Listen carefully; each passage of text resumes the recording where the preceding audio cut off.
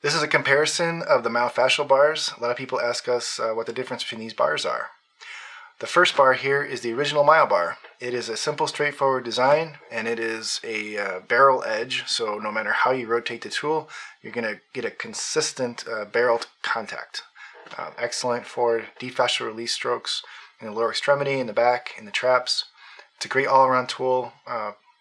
Many we've sent out into the world. As we move up into the Ap1 Advanced Practice Bar L of course stands for large strokes or anatomical targets. We're going to get a concavity here with a tendon notch and a convexity. So that's just going to help conform to the tissues a little bit better. When you're going near the Achilles or the hamstrings or over the lateral knee, you can really save pressure on sensitive structures with that notch. So that's helpful.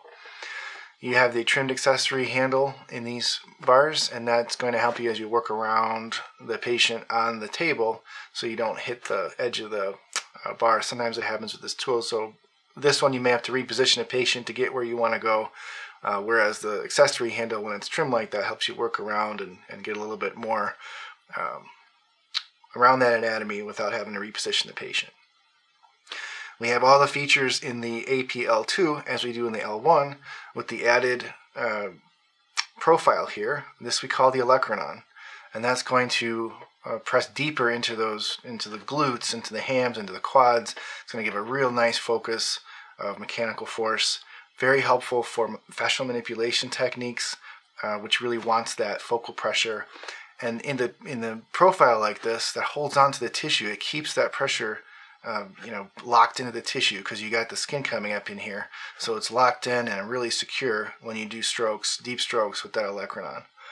This tool also has a few more scallops, just a little added ergonomics from the one.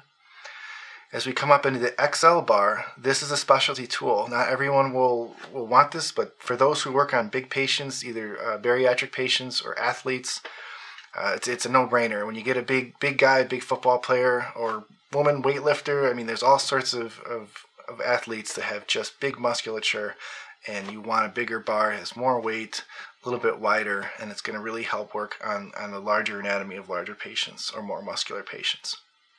So that was a quick overview. Again, more questions on the bars, don't hesitate to contact me.